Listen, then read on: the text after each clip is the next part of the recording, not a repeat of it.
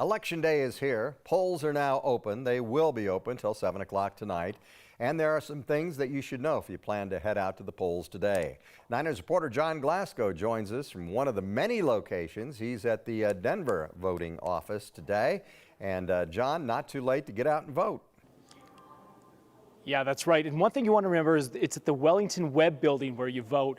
Normally it's over at the elections office, but this year it's going to be here due to COVID protocols and that sort of thing. We've got Alton Dillard here from Denver Elections to give us a little bit more insight on that. Why is it so important? Let's start with voting in this election. There's a lot of things on the ballot and there's some important issues at stake.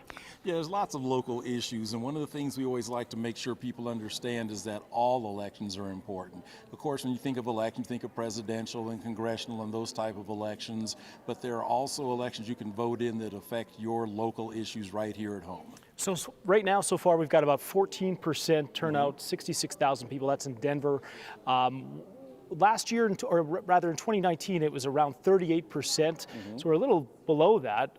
Do you expect that we're going to get more of a surge here today as the polls are now open at 7 o'clock this morning, close at 7 o'clock tonight? Yes, we're definitely going to get a surge. We probably are going to at least double that 14%.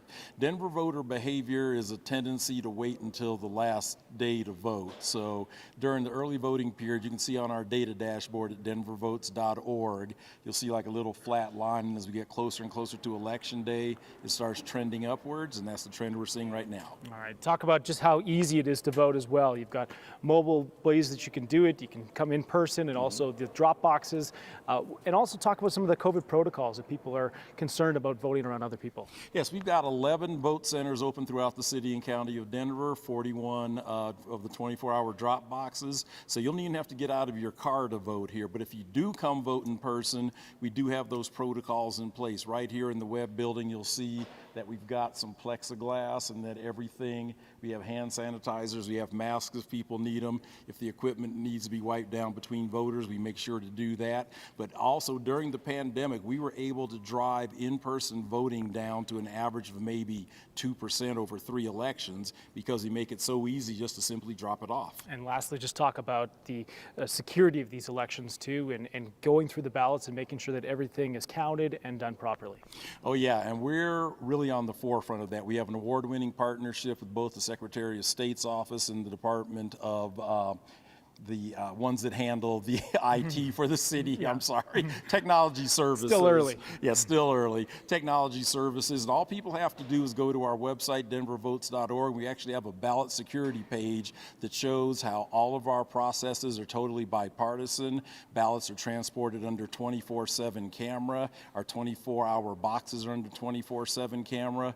And so if you want to learn the process, instead of pointing fingers from the outside, we just ask people to take a look at that. And then also in 2022, come work for us as an election judge. Come learn the process. All right. Well, thank you so much for your time. Again, you've got, it's 8 o'clock now, so you got 11 hours to get those ballots in. Again, mail-in ballots, it's too late for that. Drop boxes or in person here is the best way to do that. For now, we'll send it back to you guys. All right, John. Sounds good. Thank you. As of Sunday night, more than 755,000 ballots had been returned for today's election. That's about 20% of the active voters in Colorado, according to the Secretary of State's office. Jefferson County voters led in terms of returned ballots in the metro area. Nearly 94,000 ballots had been returned there. About 54,000 ballots had been returned Sunday by Denver voters.